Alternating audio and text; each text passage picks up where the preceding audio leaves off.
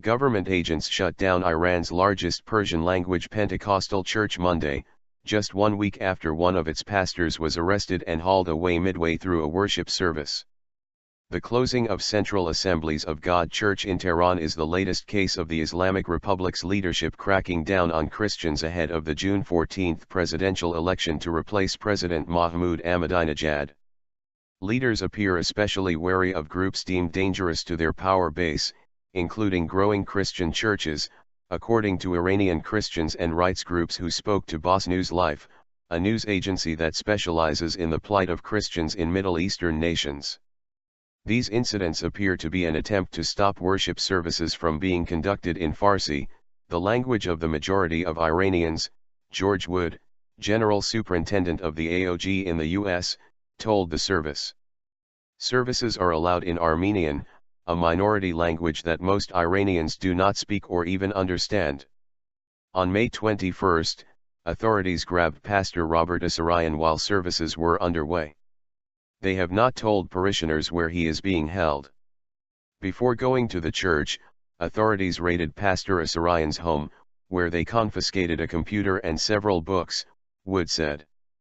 Then, they found Pastor Asarian at the church leading the prayer service, immediately arrested him and announced the church's imminent closure.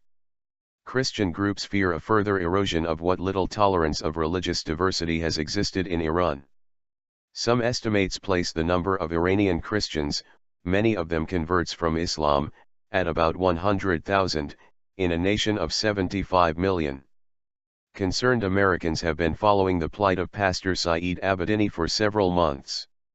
An evangelical Christian from Idaho, he traveled to his homeland last summer to help build a secular orphanage, but was arrested for allegedly evangelizing. Earlier this year, he was sentenced to 8 years in Tehran's infamous Evin prison. In January, amid an international outcry, an Iranian court freed another Christian pastor, Youssef Nadarkhani. Nadarkhani had served 3 years in prison and had been sentenced to death for apostasy, conversion away from Islam and evangelizing.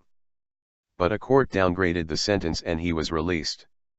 Other pastors known to be detained in Iranian prisons include Behnam Irani, who is held in Gizl-Hesar prison in Karaj City, one of the toughest jails in the country, some 12 miles west of the nation's capital, Tehran.